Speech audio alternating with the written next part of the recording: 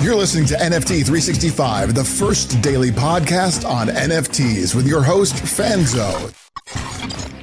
All right. Thank you. Welcome back to another episode of NFT 365. And we're rolling through the month of March. And we could call it a bear market. We could call it a down market. We're just calling it, we're just kind of rolling through the market. And, you know, as we kind of run through the podcast, as we run through a lot of the episodes, you know, one of the big themes that we've been seeing is kind of, you know, our ability to definitely roll with the punches and our ability to kind of understand the different nuances that exist in this entire Web3 space. And so I know for so many of you that listen each and every single day, it can be a roller coaster, and just know that you're not alone.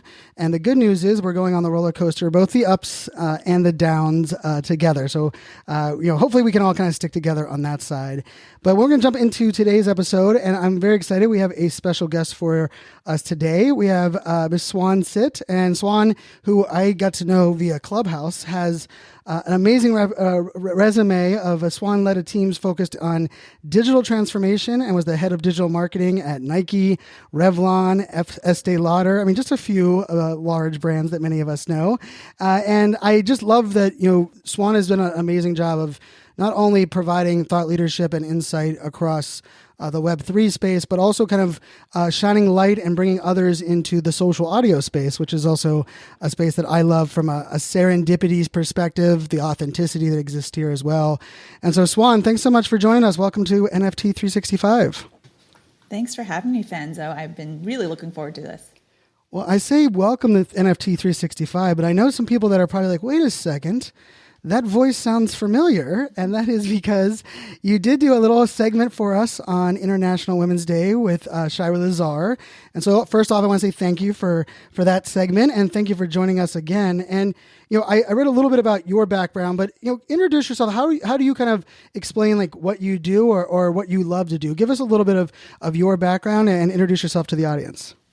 Yeah, thanks. I was in the corporate world for most of my career. As you said, I was doing digital transformation, head of digital marketing at companies like Nike, Estee Lauder, Revlon.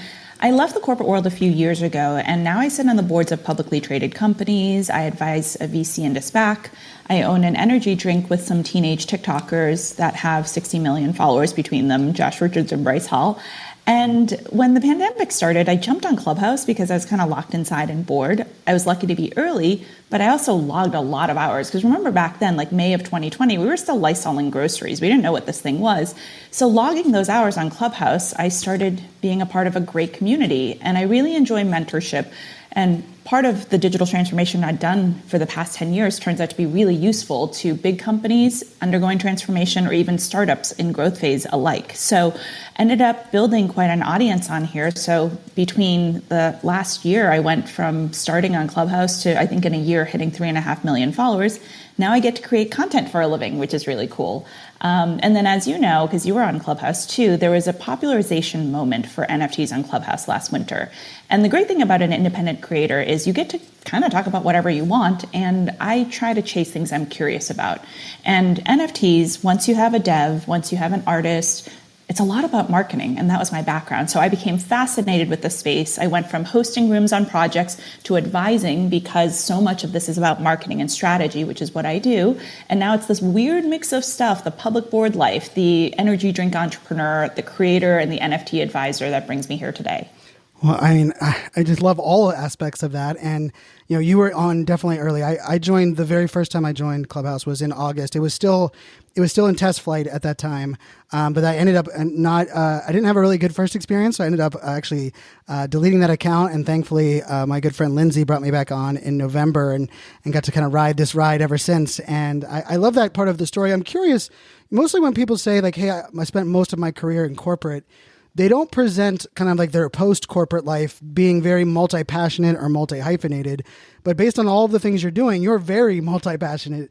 Did you always identify like multi-passionate and kind of being able to tap into different things in the corporate life? Or did the freedom of kind of getting out of corporate allow you to kind of open up some of those doors? How did that kind of come to life for you? I think I've always had diverse interests, right? I'll walk red carpets, but I'll summit mountains. I like fashion. I like space and astrophysics. I'm a bit of a contradiction. And I think That makes us richer people. But the problem is over history, with higher education and greater depth of knowledge, we had to pick something we were identified with as a profession. You're a doctor, you're a lawyer, you're a businessman, whatever that may be. And so while I think most of us innately are curious, because we had to pick higher education and specialization, we were siloed into one function. And so for me, I think when I left corporate, I was like, well, I'll just sit on boards and advise. And I didn't think, wow, now that I've left corporate, I have freedom. I was like, let me continue doing what I'm doing, but from a more leisurely pace. And what was interesting about what Clubhouse thrust me into and my friends bringing me into Annie Energy, I realized that those passions were still there. And at a time where I was trying to take a break, I actually now work more than ever because I get to chase all my passions and work doesn't feel like work. I know it's so cliche, but they say that when it's yours and when you're doing something you love, it doesn't feel like work. I don't blink an eye working 18/7 anymore, and I know that's not healthy, but without the confines of corporate, I was able to chase whatever I was interested in. Now, that being said, I will never trade my education or my corporate career because those were the things that gave me the confidence and experience and structure to do what I do today. And also, I mean, I came from pretty humble backgrounds. My parents came to the US when I was 6 years old. They didn't even finish middle school. So we didn't have education, we didn't have language, barely had savings when we came to this country. They worked 2 jobs. Education was always so important to me. Those were the things I needed to open the doors to get me to where I am. So I wouldn't trade any of that. But I definitely do feel like I'm living a second life. And it turns out those passions were always innately there. I just didn't have the freedom to do it. But I needed those guardrails and the training to be able to get the confidence and the reps to be good at it.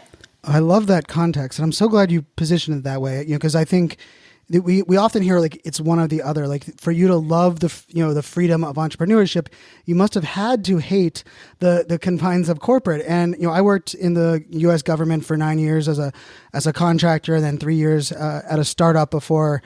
I've spent the last 7+ years now owning my own business. And for me, I loved every job I've ever had. I found a way to make it something that I was passionate about. I'm also very blessed that I had multiple bosses that I really liked. Someone asked me a question on a podcast yesterday. What was the one boss? If there was a boss you could go back and never work for, who would it be? And I kind of think about it, and I said, I ended up being myself. Right? I think I ended up being the toughest on myself. And you mentioned, I think you also brought in like a lot of context into the education side, but also kind of like the different paths along the way. And so I'm curious, I actually believe the Web3 opportunities really allow the multi-passionate, multi-hyphenated to really kind of branch out and even like kind of discover new, creative opportunities. While at the same time, if you don't have the experience, prior to, I think that's what's leading to a lot of the projects that are questionable, which we'll get into in a second. But you mentioned that you like to find things that you're curious about. And you mentioned the NFTs here on Clubhouse. And I think it's so funny for almost everyone I've interviewed on the podcast, even some that I didn't know on Clubhouse at the time, when I asked them like how they discovered Clubhouse or discovered NFTs, it's either Clubhouse or Gary Vaynerchuk. Like literally those are the two, like the threads. So I'm curious, when you first heard of or discovered NFTs, were you curious from the jump, or what about them kind of, sparked your curiosity the most? When I was at Nike, I was challenged with a lot of different things. I was head of digital marketing, and I was also running e-commerce operations at one point. And I could never put a connective thread between all that customer behavior. Their behavior of buying directly from us or buying through a retailer or a secondhand reseller, or understanding what they did outside of their daily lives. And that's innately just my curiosity about people. And I think part of the reason why you and I do audio content is like it's intimate conversation. I'm always curious about people, what motivates them, what incentives make them act differently. And that curiosity lends itself well to understanding one slice of someone's life, but then the larger perspective of it, because that's how you actually move people. So when I heard about NFTs on Clubhouse, immediately fascinated, because I've always liked marketing, I've always liked technology, and the intersection of those two, that's NFTs. The possibility of hearing some examples of what it could be was crazy to me. So the example of hearing a meme, right? Somebody creates a meme, they're usually not the one that popularizes it. It gets passed around a dozen times until it hits something like BuzzFeed, who popularizes it with their massive audience, and they make money off the advertising dollars of people going to their site or their page to go view it. The original creator never gets credited. I've been working with creators almost my entire career, and that was always a problem that I'd heard from them. Or I think about asset ownership, right? Like my parents, like I said, we had humble beginnings. They don't have a birth certificate. My mom actually doesn't technically know how old she is. God, imagine if that was on the blockchain as a digital certificate that's authentic. She doesn't know her birthday. And so the second I heard it, the fact that it's more blockchain than NFTs, and NFT is a token on that, right? So, I'm kind of commingling the two, but the power of the entire platform of Web3, the ability to change how we live, work, and play is fascinating. And then as a marketer, when you hear examples of how it's used with in-game assets, how it's used with customer data, membership, my brain just blew up. So in the beginning when we were on Clubhouse, I don't think we were even that advanced yet. I think I heard an example about a video game where you could own an NFT that owned different parts of the race course. And every time a car drove over that NFT, you got paid out. I was like, well, that's fascinating. That changes the mechanics and the economics of gaming. What could that do to everything else? I think that was my first example I read somewhere that just made something click. And then I just went down the rabbit hole. The other piece of it, it's funny because you said it's either Clubhouse that people heard about NFTs or Gary Vee. Gary's been a mentor for a long time and been there with all of my big career transitions. And so when Clubhouse blew up, it was so overwhelming. I didn't know what to do. I called Gary and I said, how do I even handle the inbounds, let alone be strategic about what I want to do in life? And so I got signed to Vayner Talent and Vayner Speakers. And so in an indirect way, while I was doing creator work with that team, he's in NFTs, and so it just became an easy kind of drafting off to understand his vision and learn from that. I love that, and we have that connective link. As I was very blessed, Gary took me under his wing in 2014, and really helped me kind of navigate the seas of live streaming. I was live streaming on Meerkat at the time, and that was a wild ride. And I love you were on Vayner Speakers. Actually, one of my best friends, Amy Landino, is a Vayner speaker. So I actually introduced her to her husband. Her husband was one of my best friends, and Amy was single. And I was like, I need to bring you two together. And now there's a little Landino in the making very soon. So lots of... there's like a space in heaven for you. These matchmakers have a special place in heaven. So, just if you want to do that for me, I'm fully open. Okay. I'll have to take you up on that. Although now I'm divorced now 7 years. So I'm a matchmaker for others. I can't say I'm a matchmaker for myself in that context. But we matchmake each other. It sounds like you're decent at it, but I'm a fan of Amy's as well. I hosted a season of a TV show, and I got to interview her for 3 different episodes. She is fascinating. She is. She's amazing. And I got to actually discover, we met via YouTube, and she had just started a YouTube channel, and I was fascinated by her ability to jump cut videos. And for 10 years, she uploaded a video every single day. And I was one of those subscribers on year one. So it was her consistency, her level of commitment to her brand. It's things actually that influence this podcast exactly, as I kind of have taken it on as well. I'm curious, you mentioned, the birth certificate example with your mom. You also mentioned kind of the intertwined on the blockchain side. To me, that's actually where I was kind of all excited about. I started talking blockchain in 2014, 2015, because I had worked at a data center company. I'm curious from you mentioned earlier about as a marketer, and working at, massive brands like you were working with, there was a lot of disconnected data, and we all of a sudden went from not enough data to a big data problem, which then was just siloed data everywhere. When you look at the landscape of Web3 now, and you think about it for a lot of the problems that you were trying to solve, or the problems that you were having in those companies, what are some of the use cases or the things that pop up that excite you the most, that say wow, this could really have helped me 5 years ago at that company? What are some of those examples? Let me take that Nike example I touched on and actually blow it out. So imagine a shoe comes off the production line, and we embed an NFC chip in it, the same technology we use for Apple Pay, so it's pretty universal and luckily much more affordable. We embed the chip in a way that there's no way to remove it without ruining the shoe, like encased in the rubber. So now we've got a tracker which links the physical and the digital worlds.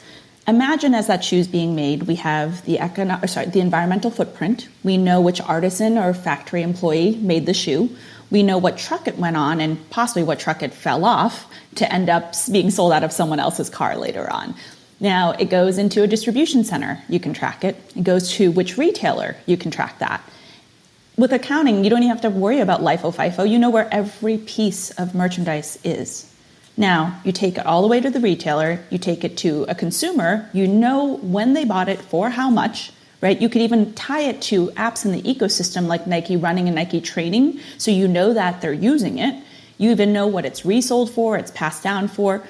It's all in one place because it follows the product. It's not data held by the distributors or the retailers or even the manufacturers. It goes with the product and wherever that product goes. So one of the struggles I had, like I said, was if you buy a shoe on the secondary market, I have no idea who you are. But those could arguably be the most valuable consumers. One of the things that fell under my umbrella was the sneakers app, where all the hot shoe drops were sold. Every Saturday morning at 7 a.m. Pacific, some drops go live. Now, if you were really a sneakerhead, you wake up at 7 a.m. Pacific and you hammer it through your iPhone, your computer, maybe a secondary computer and an iPad. You maybe even have a good bot to try to buy a shoe. This is not a free shoe. You're just trying to get the right to buy a shoe, which is kind of crazy. And 99.5% of people get an L. It's like a huge meme in sneaker culture, right? It's getting an L from Nike. So few people actually get a chance to buy that shoe. And sometimes they don't even get their size, which is insane. So this whole sneaker culture is this massive movement. And in some ways it's really fun. In some ways it's really broken. Because if you had wealth and you didn't need to worry about pricing, you would sleep in on Saturday. You'd maybe go online a few hours later and buy it for resale for 10 or 20x the price possibly, because you didn't have to wake up early. You don't have the luxury of time, you have the luxury of dollars. And so now you still get the shoe. Nike has no idea who those people are, and arguably those could be the most valuable consumers. So imagine if you could look in a wallet and see if they have 30 pairs of rare Jordans. Wouldn't you want to know who that customer is and service them?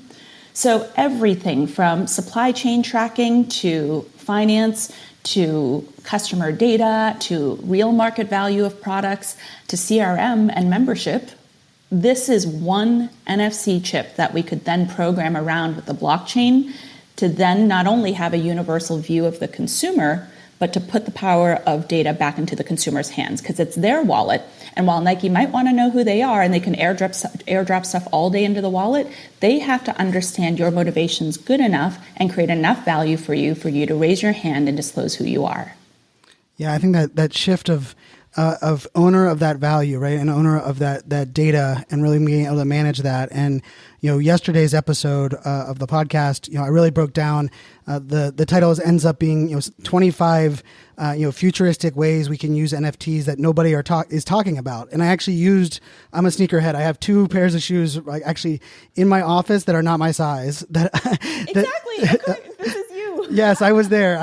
I've been the refresh the app, have the websites going. I've been the wait out the store person for certain pairs. It's been probably a year now, or I guess a year plus since I kind of walked that life. But I actually even mentioned, I was walking the mall. I was taking my daughters to bowling, and the bowling alley was in the mall, around the mall.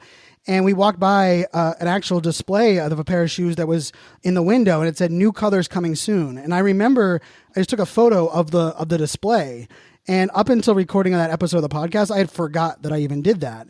But I was like, imagine if I could have taken a photo of that and it had a QR code that allowed me to, buy that shoe with the color that I wanted right then while I saw it. And now there's a supply demand conversation that we can have here, right? There's we kind of shift the narrative around, even marketing and advertising. So I love that you kind of brought that in with the Nike example. I'm curious, you get to talk about NFTs a lot. I think we're both going to be, are you going to be at NFT LA as well? Yes. Yes. So I'll be at LA and Miami. So I think we'll both be speaking at both of those events. So we'll get to hang out in person for the first time, which will be a lot of fun. I'm curious from like some of the companies that you're advising, or some of the boards, has NFTs, the narrative around NFTs shifted at that level of conversation, or is it still very like either there's an assumption or there's a massive need for education? How have you seen the narrative of NFTs going at kind of the level of, advising board members? There's a lot of curiosity and tepid interest, but a lot of fear. So they're seeing big names move into it, right? I was lucky to host the Adidas Bored Ape Yacht Club, Punks Comic, and G-Money Spaces. Adidas and Prada did an NFT collaboration that I was lucky to be a part of as well. Boss Beauty's World of Women is hitting a lot of the designer and beauty brands. Budweiser, McDonald's, Taco Bell, Gucci, I mean, all these names are starting to enter, let alone Christie's and Sotheby's as the auction houses. That's certainly not going unnoticed. But then they hear all the FUD. The scams, the crazy flips, the fact that it's a JPEG with no underlying asset value, which is actually completely fair. They're undecided. I think there's a curiosity, but like most things that are scary to people, we fight them. So instead of the conversation being, tell me more, it's, of course I've heard about them, I want to know more, but aren't these 16 things true? And so I think it's just, I've been doing digital transformation from Web 1 to Web 2 for 10 years. Now we're doing Web 2 to Web 3. Someone told me the other day, like, you spent your entire career trying to convince people the web existed, and now you're trying to tell them it doesn't. And so it's a different form of it, but transformation takes time. And what's fair to these, because sometimes I hear NFT and digitally native people crap on the executives of those companies. It is really difficult late in your career to make fundamental shifts. It's scary to know that you might be giving up power in the role or position you've worked so hard for, which is selfish somewhat, but that's just human self-interest. But beyond that, though, they're running publicly traded companies. So you have to understand that the SEC has certain rules. We don't even know if these things are securities yet. So for a company to buy one, it takes a lot of consulting with lawyers and accountants and even the government to make sure we're doing it right. I advise some of the blue chips that we all know and love, and one of them, the second they get an ETH, they convert it immediately to fiat, which surprises a lot of people. But that's how they keep accounting safe. Or if you're a company and you put a bunch of your assets in ETH when it was $4,000 and what's it sitting at today, $2,300, are you going to go tell Wall Street you just literally took a 40% loss to your business by waking up? No.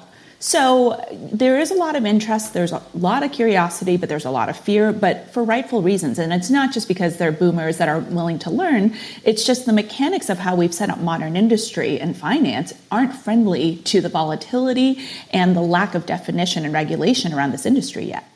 I couldn't agree more. And I think it's such an important conversation to have where it also, we have to remember that, the pace of change, the rate of change, the amount of signals that are driving change, especially in that, the digital transformation conversation, so much of what we were working on was, kind of centralizing data and centralizing experiences and, moving all this direction to where now we flip Web3 and we're like, we want everything decentralized. We want, people to realize that they've been paying for these free apps with their data. And now that they realize that, they want you to value that data, right? And there's a lot of, everything from even like single sign-on authentication and the idea that I remember, deploying that with the US government and some of the clients that we had. And just the idea that, one account could log on to multiple, different programs was so scary. And I remember, I was like, oh, why does it seem scary? And then I looked at it from the Department of Defense level, which is what I was working with. And we had 220,000 nodes that they had to decide, are we going to move every one of these computers, these devices to have this drastic change? And I can't imagine, some of the changes that have to happen from infrastructure to policy, let alone some of the regulatory things that you mentioned as well. And I think, we also just have to recognize, there's some, brands that maybe are making bad examples, but there's also a whole lot of non-brands that are making bad examples. I think, unfortunately, the brands end up getting we hold them to a higher standard, yet we know that they're not as, nimble or agile as many of the, the companies that are out there. I'm curious from a standpoint of, when you look at, you mentioned Boss Beauties and I love their, partnership with Barbie and a lot of they're doing with women in the metaverse. And there's a lot of projects that are really are taking hold from a partnership perspective. How do you look at partnerships with brands and NFTs rather than just a brand entering from launching their own? How do you think the partnership world's going to kind of continue to evolve? Because I think we're still in our infancy on where we see brands kind of coming into these NFT projects. I really like partnerships as an easy entry point because what we don't want is a brand coming in, not understanding not only the technology, but the community and the culture, coming in, aping in, and completely being tone deaf, right? We roast those guys. So coming in through a partner who not only might be able to help them with the technology, right? Because we've all seen what bad launches look like and mints fail, but to onboard them into the culture is really important. A lot of times I advise, and we talk about things like rarities or reveals, and that's just not how regular products are sold. And it's a whole different way of thinking. And sometimes it's just hard to get your head around it. So I love partnerships, not only because it's an easy onboard for brands to kind of come in the way our culture expects them to, which is important when it's early and we're still defining it as we go. But I think they also have the resources, the credibility and scale that we need in this industry. I sit at the intersection of helping Web 2 companies transition to Web 3, but I spend a lot of time helping Web 3 companies, or projects, I should say, grow up to be companies, right? You've got a small team that just made millions of dollars in a mint, and overnight, they've got people who are both customers and shareholders at the same time. And I will say, if you want to talk about dissatisfied customers, I've never seen it happen as fast as an NFT project, right? The most impatient customers in the history of the world. Right, totally. They're demanding, they're impatient, they're difficult. And the second they don't like it, they drop your product and your floor tanks, right? Really kind of hard to do that in, say, sneaker culture, et cetera. It's pretty well insulated. If you're disappointed, you might call customer service or post on Twitter, but when the collective crowd doesn't like what a project's done, the entire floor tanks. So I think the intersection of those two is really interesting. I'm at the inflection point of the transition between both sides trying to learn from the other. I think partnerships are good in that way because there's absolutely stuff we can learn from Web 2 that helps Web 3. Let's face it, some of the biggest Web 3 companies are Web 2 companies working in Web 3, but they're privately held. They might IPO. They are not distributed or centralized. So in some ways, we have actually monopolies in Web 3 that are bigger than any of the FANG oligopolies in Web 2. So let's just be real about it. I love this industry. I think it's so exciting to build the future we want to be in, but it is not perfect. And I think actually making Web 2 an enemy actually stifles our own growth in Web 3. I couldn't agree more, especially because, let's face it, we've learned from the migration from Web 1 to Web 2 that not only does it take time, but there's a lot of problems that we can't even foresee.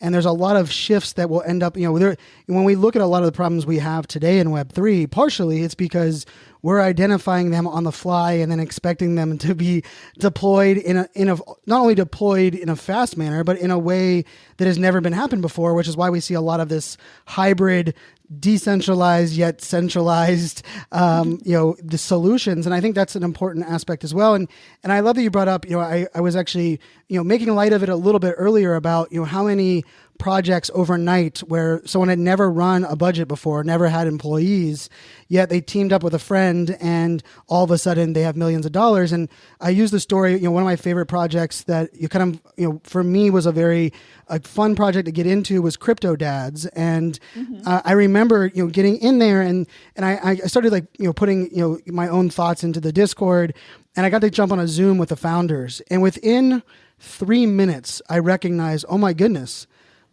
all of the, not only are they overwhelmed with all of the ways that they're being pushed and pulled, but there's a lot of they didn't expect for a lot of the things to happen. And for me, when I left that call, I became their biggest advocate for hey, let's take a beat here and let's help each other move forward. And so I'm so glad you kind of brought that to light, because I think that is also something where, I kind of went a little passionate about our need for better community management across NFT projects and to really invest in that. And the sad truth is Web 2 companies didn't do a great job of empowering or investing in community managers. There's no surprise that Web 3 companies are kind of doing that same piece. And I'm curious, from as a marketer, someone with a marketing background and advising companies, I look at there's a limitation we also kind of have walked into where we don't do a great job of telling NFT stories or NFT roadmap or even NFT marketing outside of Twitter, Discord, and Clubhouse. And so I'm curious, what are your thoughts on how that message and that marketing of these projects can kind of be, for those projects that are listening to this, how they can take their message outside of their kind of current comfort zone? Because I think right now we're still playing a lot of projects into the same group of liquidity, and every rug pull just is less liquidity for us all to play in, rather than trying to, kind of use the other marketing tools at our disposal. I'd love to hear your thoughts. We absolutely should diversify. And the ethos of Web3 is to decentralize and distribute. The problem is humans are frustratingly predictable with the right incentives. And when you have 10, 20x margins happening, in this space, it's really hard to dissuade people from going to the centers of and the concentrations of projects and power and money, right? It's just really hard. So, I mean, if we didn't flip as much as we did on the secondaries, OpenSea wouldn't have 90% market share. And I respect everything they've built. I mean, I spoke on a panel at ETH Denver with Alex, the co-founder, and he's brilliant. But it's our fault that we have monopolies in Web3. Because if we weren't trying to find the single most efficient place to buy and sell and flip and make a quick profit, we would probably explore other platforms more. So all the other ones that are actually trying to specialize in art or in music, they might find a niche, but we're going to the place where it's easy to make money or it's easy to transact, even if there's a lot of feature issues. I think in order to actually expand, we need a few things. Number one, we need to break away from this crazy flipping mechanism. As much as sometimes we buy NFTs for art or community, the majority of people are buying for profit. Otherwise, we wouldn't have volume traded be as high on certain projects. We wouldn't have the speed of which things get flipped, right? And so if we can move away from chasing that profit, then we don't need everything in one place. We have time to explore and play and diversify. Beyond that, I think that we need to build better features and security. There's too much going on. We don't stop to build that for the community. We expect them to be able to handle it. And it's funny because the other Alex on the panel from the co-founder of Rarible, he was like, it's super easy. You just have a MetaMask, you have a cold storage wallet, you have this and that. And I was like, dude, that is not simple for the average person. And even for the really advanced people here, the majority of people have clicked on a bad link at some point. So it is actually not easy. So for lack of better features and for the desire for people to make a quick profit, because community doesn't happen on OpenSea, it happens on Discord, that's a whole other conversation. But if those things are still driving the flywheel of momentum, we don't have a chance to diversify. You're not going to go take your NFT project and build it on Solana because there's not as much of a secondary. That's starting to change, it's getting traction, but it's nowhere near that. You're not building it on Tezos or Polygon. Now, I love the people who are building that because they're actually building sustainably for us. I don't mean environmentally, but for the longevity of this industry. But at the end of the day, we're trading JPEGs with no underlying asset value. We all love them. I'm emotionally tied to way too many of them. But if Apple goes out of business, you still have the stock. You can liquidate inventory. You can sublease the buildings. You can license out the IP. But if an NFT project rugs, or whether it's intentional or not, you're just left holding a JPEG, no matter what was promised in the roadmap. So if we are not better stewards of this community in terms of building sustainably so we stick around for longer and building more solutions with the right features and security and usability and more diversified solutions so we have options, we're going to run into a bigger mess than Web 2 was. I'm curious from that standpoint, right? Because I agree. And I think, it's so funny how we love to lean into decentralization, yet most of us, our habits are, we love centralized features and functionality. Like, we love the fact that the attention, the stats, the data is being pulled from, OpenSea. And we love that, like, we don't have to kind of like think through a lot of those extra steps. Yet, we also, things like, cancel culture, or things like we want someone to be removed or stopped from doing something, when we're like, well, that's actually the reason we were moving to decentralization, where we could flex that based on our movement. So I'm curious, what do you see as that tipping point to kind of get us that direction? Because I question it from a standpoint of crypto did it pretty well, right? Crypto at one point got to a mass where they started to be like, okay, now we have to recognize where these different coins kind of fit in, and some of the exchanges started to play nicer than they were before. I'm curious your thoughts on that. Like, what are some of the things that you're looking for tipping points for us to really empower Web3 innovation and reward those that are innovating for Web3? Because there's a lot of great Web3 solutions that we don't give a time of day because we are kind of just innately kind of built into kind of falling back into some of these centralized features. What's the tipping point that you see? I still believe in the ethos of decentralization. I'm not sure if we actually can get there because decentralization can be really inefficient. But I think standardization, or maybe better yet, portability or compatibility is really important. The reason, to your point, we go back to the same places is we're habits, or we're creatures of habit. We want it to be easy. If you have to learn where the feature set is on 5 different websites every day, you would never get anything done. But if we could actually make things that were compatible enough that if you were on different platforms or even in different metaverses with your asset, and it was easy to port them around, that might be the tipping point. Because to relearn everything on 5 different platforms is inefficient. We shouldn't expect people to do that.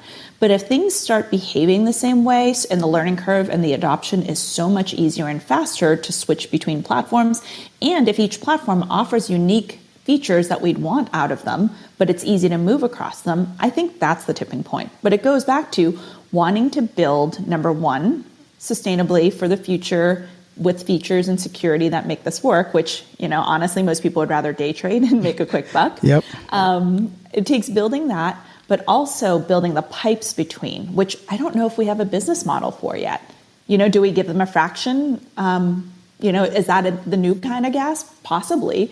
But those aren't the business models that are rewarded right now, right? It's the flipping of NFTs. But how could we create a financial structure that incentivizes people to go do the hard work that will then make this a better place? I haven't figured that out yet, but again, humans respond to incentives. So if we can find the right ones, we can incentivize the best minds to go build this portable, compatible world that's distributed that we can all play in. Because otherwise, we're just all going to sit on the same 3 platforms every day. Right, and we almost fall back into even a worse Web 2 scenario, right? Where I think part of it too comes into, when we're looking at kind of like the rewards or the way we're incentivized, I think one of the mistakes, or not mistakes, but just the things that, the reason that likes on Facebook and likes on Instagram and number of followers became like the thing was because it was really the only vanity metrics that these platforms were providing us. Like, how are we going to measure anything else other than these like 3 data points?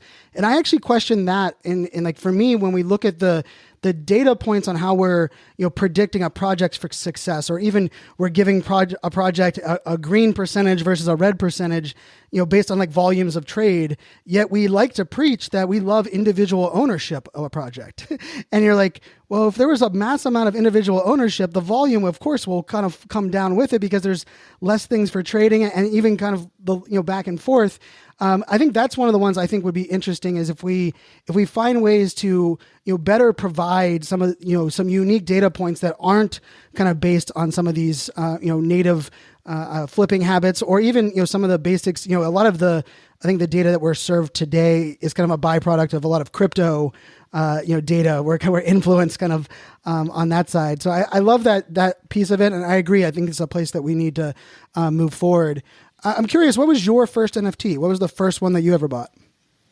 This is a funny story. So I heard about VeeFriends when they came out, and I missed the mint because I was trying to learn what a wallet was. And by the way, I'd been hosting rooms since the winter because people wanted my audience. So I was like, okay, well, I'll host conversations. I'll be the novice and ask the dumb questions. But when I finally wanted to pull the trigger, it was right around the VeeFriends mint, but I just missed that. So I wanted to buy one on the secondary. I learned what WETH was. I wrapped some WETH, obviously incorrectly, and everything got stuck in my wallet for like months. I had all this WETH there. I couldn't move it. And, the Web 2 of me that wants everything in its rightful place, I should have just opened another wallet, right? But, think about all those extra wallets. There's like so much space junk in the blockchain of all these abandoned wallets where people are burning NFTs or they just forgot, you know what I mean? I should have just opened another one, but I was hellbent on fixing it. And for months, I sat there waiting for that to clear. I tried everything. Of course, there's no MetaMask help desk. There's no support, right? And so finally, one of my best friends that I met on Clubhouse, his name is Jin, Wolf X Lion.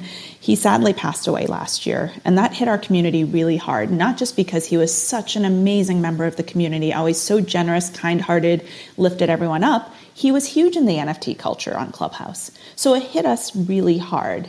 And so at that point, my wallet had been stuck for so long. I said, you know what? I want my first NFT to mean something. Maybe the moment for VeeFriends had passed. I think by then it'd been, I think a VeeFriend was like, because there's a sweet Swan. And I would argue that maybe it was inspired by me. And I really wanted the sweet Swan. And the floor for that was, I think, like $7,000 or $8,000 at the time. And I was like, well, I can't pay that much. And so I held on that, but then I wanted my first NFT to be one that was done in commemoration of our friend Wolf X Lion. Warhodl did it. It's a Campbell Soup inspired can with Jin's face on it. And that ended up becoming my NFT, my first NFT, which meant a lot to me. Did I miss the opportunity on some big blue chips that I could have flipped? Absolutely. Does that not matter in the long run? Because the person that I grew up in the NFT space with is now commemorated as my first NFT in my wallet. That meant more. So that's actually the first one I have. And, since then, I think I've got, a couple hundred in there by now, but that still always will be a special one to me. I love that. And yes, rest in peace, Wolf. Wolf I actually got to meet him in person once, and that was one of the only times I got to travel via the pandemic. And I was, caught by many of us that were the shock that happened. And I think I ended up missing my flight, in that amazing clubhouse room, memorializing him. And that was, beautifully done. I know that you were part of that as well. And there is something to be said about, you mentioned earlier, kind of like your emotional attachment to your NFTs. And, when I launched the Mint 365 project, and I'm buying an NFT every day for a year. So cool, by the way. Thank you. Cool. Thank you. And from a lot of people, they just assumed I was buying one, but I was just like flipping that. I was like, no, I'm going to hold them for a whole year. And they were like, wow, that's like, and I had to like admit down the road was like, well, it's actually, I decided that because I'm very much like a nostalgia, emotional person. And if I get something and I like it, like, I don't want to let it go, even when someone wants to buy it. And so like I kind of built that in where I was like, well, I'm going to remove one of these like variables from like, hey, I don't have to decide. Like I know that when we buy the NFT that, we bought one today, that I'm holding on to it till November, no matter what. And I think, it's been a fun ride on that. And I'm curious, like, I think there's a difference between kind of like the flip shaming side of the house versus the idea that, hey, people are only in it for a profit and people are kind of manipulating some side. But I also think, and I heard, you got to speak on this, yesterday there were so many amazing rooms on, International Women's Day, on this idea of, bringing new voices, new, people to the table, new ways that we can approach topics that, we just never had thought about. And I'll just say this to everyone that's listening, like do yourself a favor when you're on Twitter Spaces, or maybe you're on Clubhouse, or maybe you're on another channel and there's people talking about NFTs, and maybe it's an area that you're not familiar with. Maybe it's the people in there are from backgrounds you're not familiar with. I'm going to challenge everyone to just sit in one of those rooms. Because yesterday I spent many, many hours in a lot of the different women's rooms that were, Sandy Carter with the Unstoppable Domains did an amazing all-day Twitter Spaces, and we partnered with her with the podcast. And I sat in rooms and got to hear discussions about things that I hadn't even realized were shamed in society, because I'm a cis white male, and I didn't realize that the menstrual cycle was something that was shamed and not being able to be talked about. And there was these conversations that I was in awe and started taking notes around. If I believe in this idea of us feeling less lonely and our connections being more meaningful, and NFTs unlocking, community and really allowing, true, diversity and inclusion, we have to start really opening up our listening. And I'll say, like, I think I was like the benefit yesterday of all of those rooms, just sitting in there, taking notes and learning these different use cases. And I'm curious, Swan, from your side, like, I can guarantee that you get, I get a lot of requests. I can guarantee you get more than me on people that want to, hey, check out my project, support my project, be a part of my project. What is your kind of filter? How do you kind of filter some of that noise? Because it's a little bit stressful. Like today I had to just decide my Twitter DMs were going to be something I was going to not look at for the rest of the day, because I woke up to like an onslaught. And I blame Shira a little bit, because we did our Alpha Monday room, and that Alpha Monday room just generated a lot of people that were, everything from being featured on the podcast to we want you to promote. I'm curious, how do you handle that influx? Like, what is your filter for kind of, the projects that you either look into or the projects that you're willing to work with? It's a great question. Real quick, though, I just want to say, you were talking about your 365 NFTs and, you're holding them. you are selling them all in November. So at some point, maybe like by September, you need to start weaning yourself off of them, because I can only imagine how hard it's going to be to detach from some of them. I mean, they start looking like me. I start looking like them. It's ridiculous. I can't tell if it's because I paid a significant amount of money for some of them that now I have to justify that. But it is interesting how emotionally tied we are to them, and how we actually represent ourselves often in social with those as our PFPs, our profile photos, right? We're starting to use those instead of our real life photos. So I didn't want to let that go, because there's something uniquely psychological and deep about identification with NFTs that most people don't have with physical products, you know? Without question. And and I'll tell you, like, we're minting them, right? So the reveal is for the most of the projects are randomly generated. And I heard someone told me yesterday, they were like, Brian, every project you mint has like a layer of pink built in, which is my favorite color. And I was like, I know. And now I'm like finding the pink that's in there, right? Like making that that emotional connection, right? Like it's like a beautiful little connection and opportunity there. Yeah, no, absolutely. I can't wait to see the journey of the rest of this year for you. Okay, your question about the filter. At first, I look at the team and the experience. It's no different than VCs looking at companies that they're considering funding in Web 2. You want people who have experience running something. If they've run an NFT project that's gone well, great. If they've run something in tech or Web 2, that's also not bad. Or just having run a business. Right? For example, in disclosure, I'm an advisor to Boss Beauties. And the reason I signed on is because Lisa, the woman who runs it, ran a company of 2 people that sold cell phone cases nationwide to Verizon and Target. As a 2-person company, she was able to stand up cell phone cases that had code on it written from girls, and they could supply nationwide to massive consumer outlets. That to me is someone who can figure something out and run a business, right? So if they have Web3 experience, great. Even Web2 tech experience, cool. But just running a business and being scrappy and figuring it out, those are really important things to me.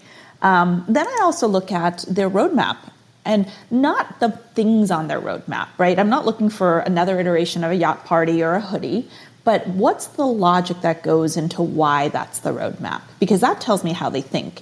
And it's sort of similar to the first point about experience, but how they think in this space is actually really important, because, the rules of physics bend in Web3. Things we didn't think were possible are possible. Fractional ownership of art, shareable ownership of things, access, etc.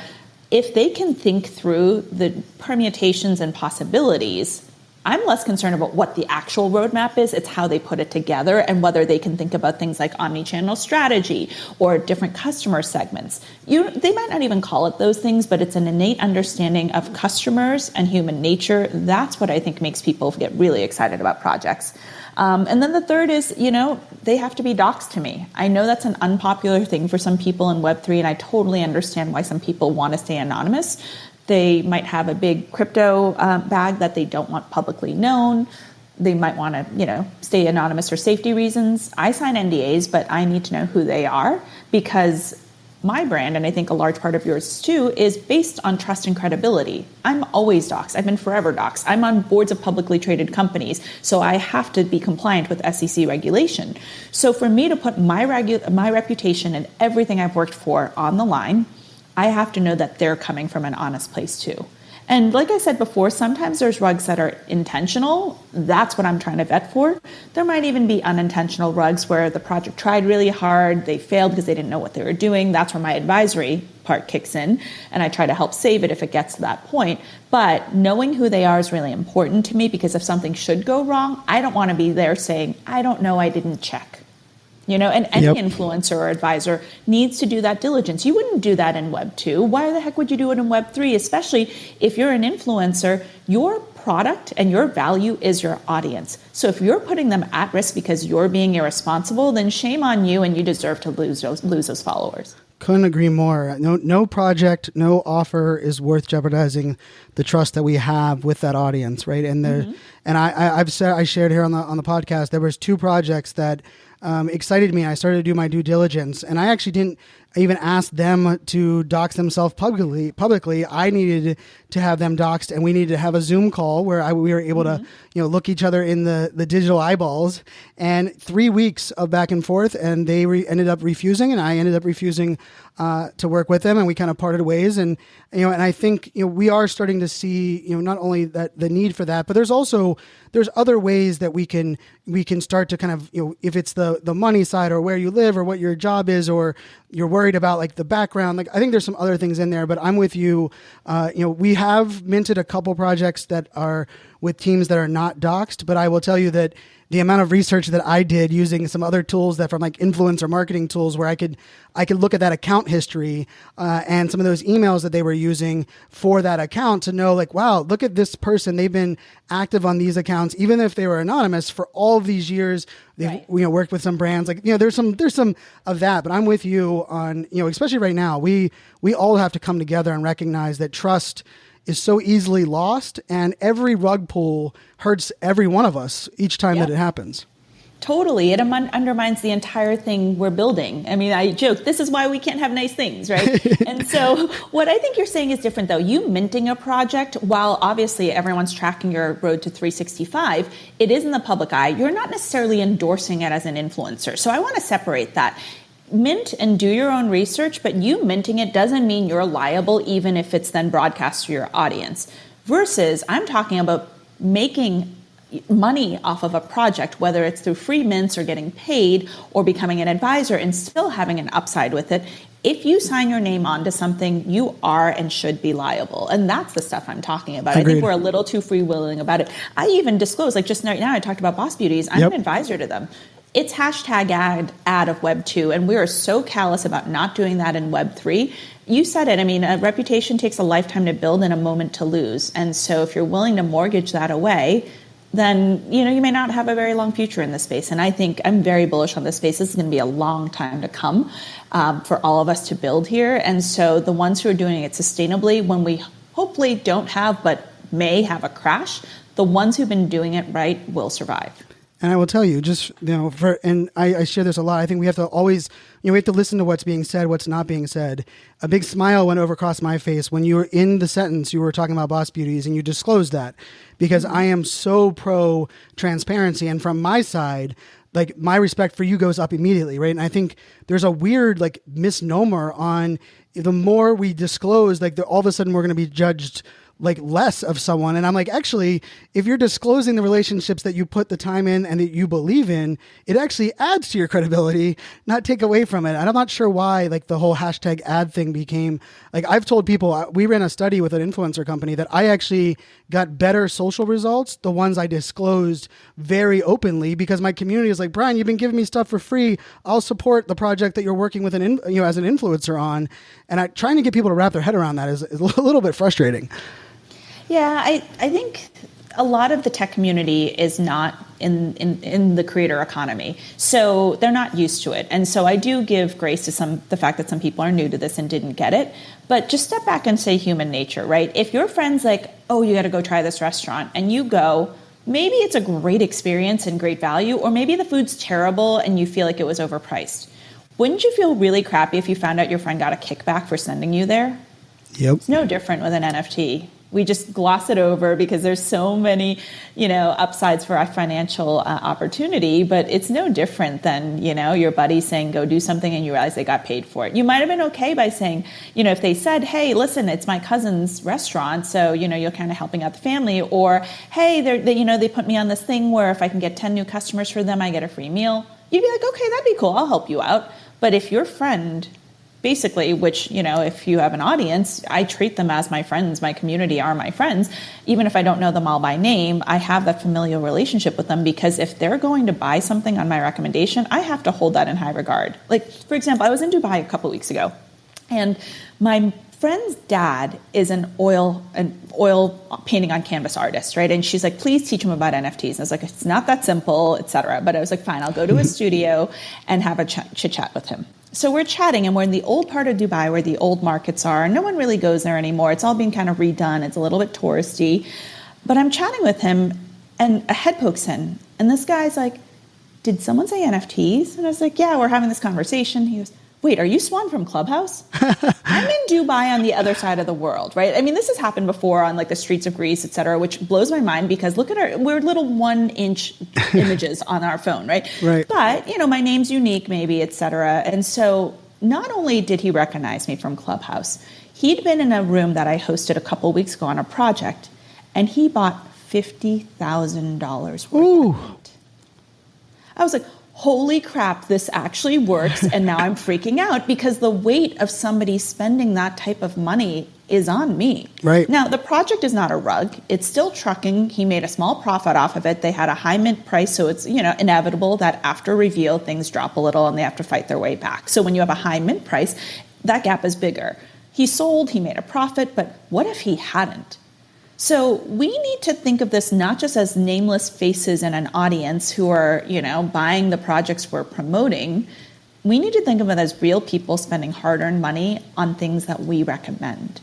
And when you actually meet a person who said, I did something because you recommended it, right? That really hits home. So I think we just need to be better stewards of the space. We need influencers because they work, right? They worked in Web 2, they work in Web 3. They don't build engagement or community, but they are a shortcut to reach and awareness, right? When you have a room with 10 people versus 1,000 people, it is a massive difference, right?